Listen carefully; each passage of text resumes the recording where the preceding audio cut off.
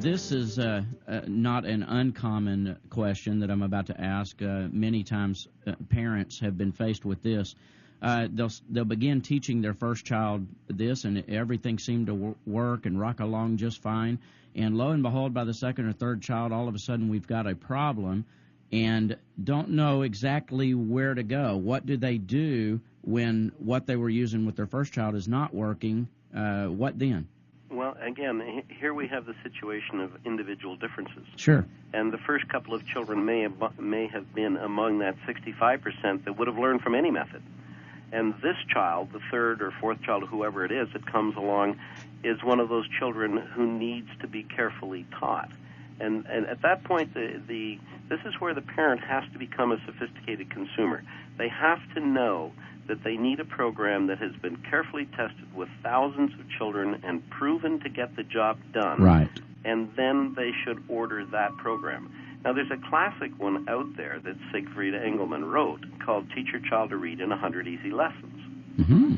And he wrote it for parents, 15 years ago. Okay. And the homeschool community adopted it, and they basically found out that if you follow this carefully, that it will teach children to read. Now, Zig Engelmann will tell you this is not a program written for children who have issues in terms of learning to read. It's for the 66 or 65%.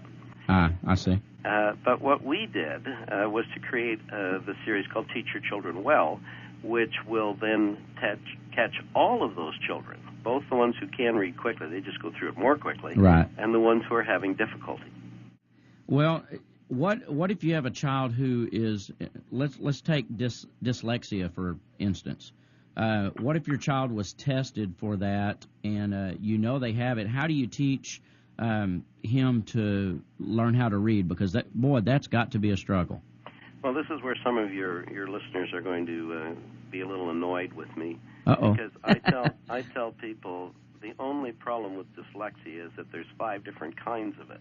Uh-huh. There's mild dyslexia, moderate dyslexia, severe dyslexia, profound dyslexia, and then there's that category called generalized dyslexia. Okay. Now, I happen to have been trained as a research child psychologist. I didn't finish my doctoral degree, but I can play the psychology game as well as sure, the rest of them. Sure. I tell people what you're really faced with is dyslexia. Uh-huh.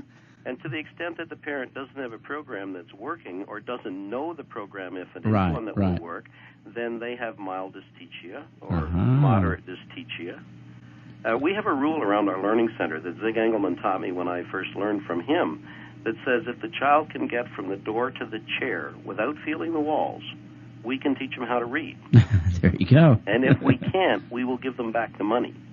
There you go. We've been doing that since 1975.